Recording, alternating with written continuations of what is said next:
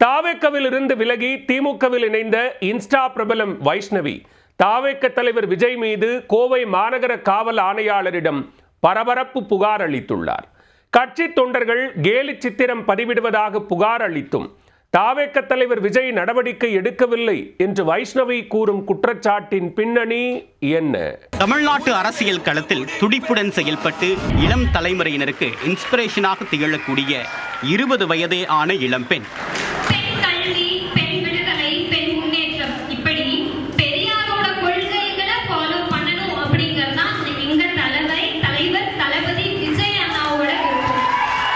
பெண்களுக்கு எதிரான குற்றங்களையும் அநீதிகளையும் தட்டி கேட்டு குரல் கொடுக்கக்கூடிய இக்கால ஜான்சி.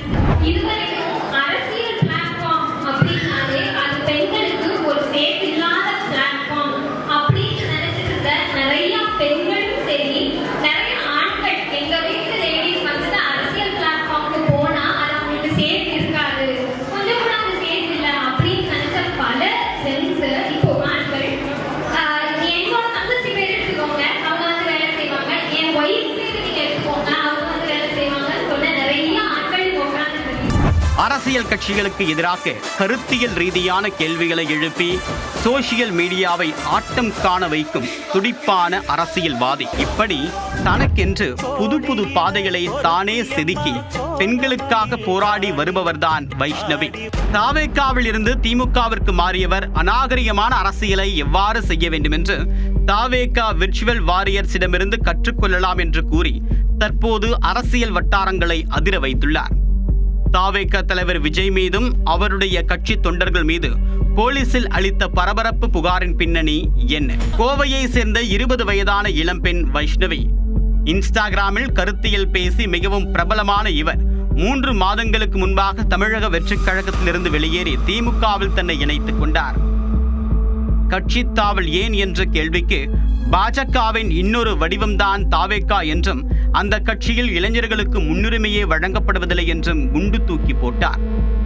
சமூக வலைத்தளங்களில் பேசக்கூடாது, போஸ்ட் போடக்கூடாது என்று தனக்கு கண்டிஷன் போடப்பட்டதாக கூறிய வைஷ்ணவி இன்னும் சில காரணங்களை அடுக்கி தான் தாவேக்காவில் இருந்து விலகுவதாகவும் தெரிவித்திருந்தார்.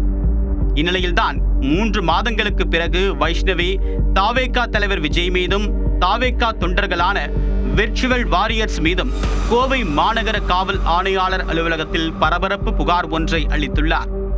ஸோ அரசியல் அப்படின்னாலே ஒரு நாகரிகமான விவாதம் இருக்கணும் அப்படிங்கிறது தான் விஷயம்.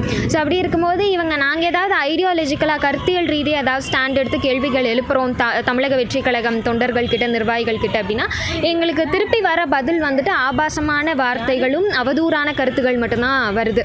கருத்தியல் ரீதியாக யாருமே ஸ்டாண்ட் எடுக்கிறது இல்லை. ஸோ அநாகரிகமாக எப்படி அரசியல் பண்ணணும் அப்படிங்கிறத விர்ச்சுவல் வாரியர்ஸ் கிட்ட இருந்து கற்றுக்கலாம். தாவேக்காவில் இருந்து வெளியேறிய நாள் முதலே தன்னை பற்றி தாவேக்காவினர் சமூக வலைத்தளங்களில் ஆபாசமாகவும் அவதூறாகவும் கருத்துக்களை பதிவிட்டு வருவதாக வைஷ்ணவி தெரிவித்துள்ளார். தன்னுடைய புகைப்படங்களை மார்பிங் செய்தும் ஆபாச மீம்ஸ்களை பதிவிட்டும் முகம் சுளிக்க வைப்பதாக தாவேக்கா விர்ச்சுவல் வாரியர்ஸ் மீது வைஷ்ணவி குற்றம் சாட்டியுள்ளார்.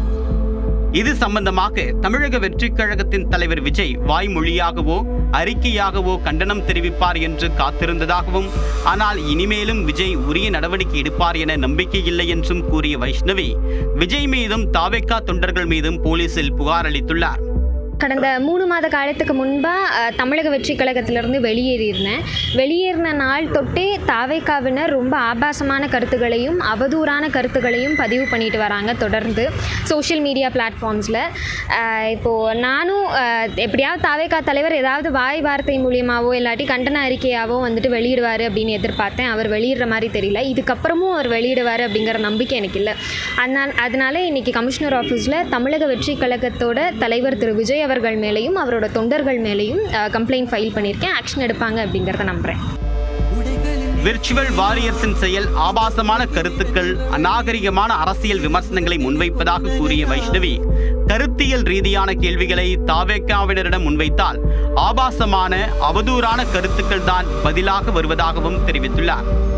மேலும் அநாகரிகமான அரசியலை எவ்வாறு செய்ய வேண்டும் என்று தாவேக்கா விர்ச்சுவல் வாரியர்ஸிடமிருந்து கற்றுக்கொள்ளலாம் என்றும் கூறி அதிர வைத்துள்ளார்.